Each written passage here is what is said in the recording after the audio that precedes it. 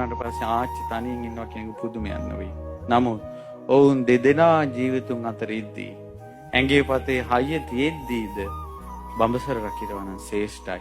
ඔවුන් දරුවන්ට දෙන වචනේ ප්‍රබලයි.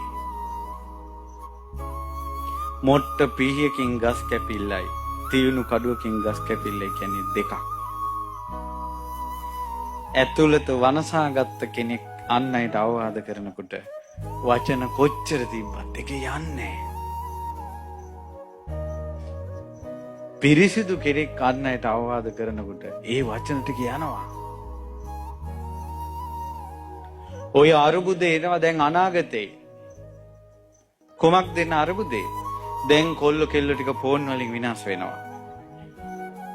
හන්දියක් ගානේ ලිබ්බොකු වල රූම් වල ගිහිල්ලා මොන් විනාශ වෙනවා. ඔවුන්ද යම් දවසක විවාහ වෙනවා. ඔවුන්ටද දරුවන් ලැබෙනවා. ඒ දරුවෝද අතට ෆෝන් එක අරගෙන කාමරෙට ගිහිල්ලා දොර වහ ගන්නකොට සෙල්ලම දන්නවා තමන්ද කර ඇති නිසා. එදාට කොහොමද අවවාද කරන්නේ? පන්තියට ගිය කෙල්ල පන්තිය ගිහිල්ලා නැත්තම් රෑ වෙලා එනවනම් ඇගේ කෙස් වැටියේ දවුල් වී ඇත්තම් අතීතේ මතක් වෙන ඒ අය තමන්ගේ කෙල්ලට කිසිනම් අවවාද කරන්නද? අහෝ මේ ලෝකේ පැවිද්ද කොච්චර ශ්‍රේෂ්ඨද? පැවිද්ද කොච්චර ශ්‍රේෂ්ඨද? පැවිදි භික්ෂුවට ඔය අරුබුදේ නෑ.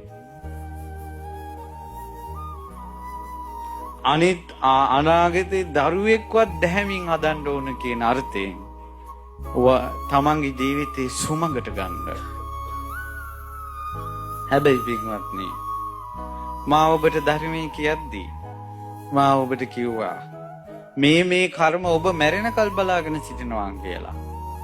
එහෙනම් මේ ධර්මයේ ඇහින්ට කලින්, කල්යාණ මිත්‍ර සම්පත්තිය ලැබෙන්න කලින්, ශ්‍රී සද්ධර්මයේ ඇහින්ට කලින්, අදට කලින් උපමාවක් ගත්තොත් කෙනෙකුට අදට කලින් වරදක් වෙලා තියෙනවා නම් ඒ වරදත් මැරෙනකල් බලාගෙන ඉන්නවා නම් කොච්චර පව් ටිකක් ඇතිද?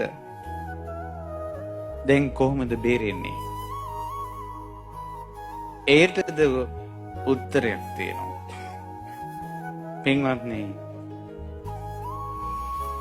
මේ ලෝකේ බුදුරජාණන් වහන්සේගේ ධර්මයක් තියෙනවා. මම ඉස්සෙල්ලාම බණ පටන් ගත්තා එක කතාවක් කියලා. ඒක හරි ලස්සන වාක්‍යයක්. ඒ තමයි ධර්මයේ මැරිලා නැහැ. ධර්මයේ මැරිලා නැහැ.